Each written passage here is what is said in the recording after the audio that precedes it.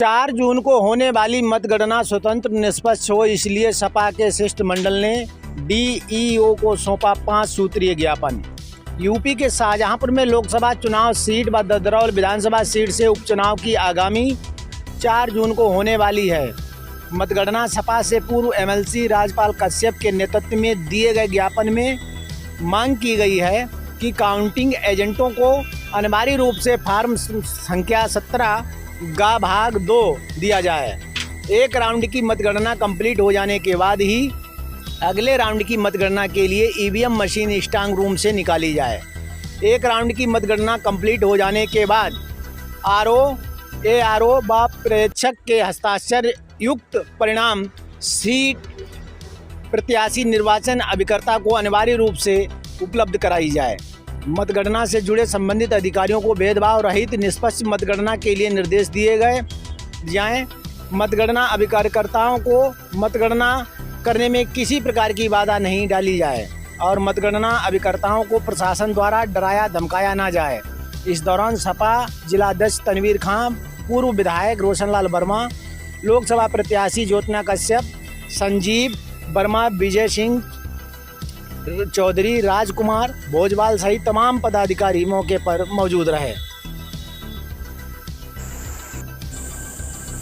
देखिए, समाजवादी पार्टी लोकतंत्र बचाने की लड़ाई लड़ रही है और समाजवादी पार्टी इंडिया गठबंधन जो लोकतंत्र की रक्षा की लड़ाई लड़ रहा है और वो हर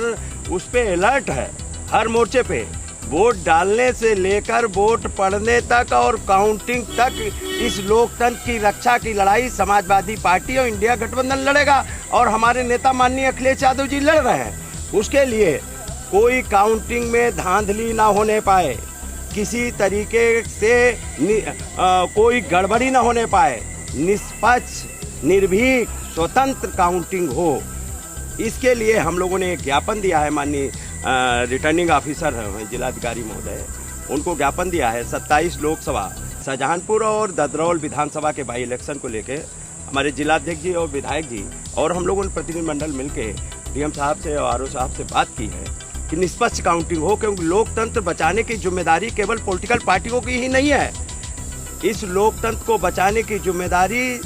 जो भी संवैधानिक पदों पर बैठे लोग हैं उनकी और जिम्मेदारी ज़्यादा बनती है। जो पूर्व में बीजेपी शासन काल में जिस तरीके का काउंटिंगों में नंगा नाच होता रहा है और उसकी एक वानगी आपने चंडीगढ़ में देखी होगी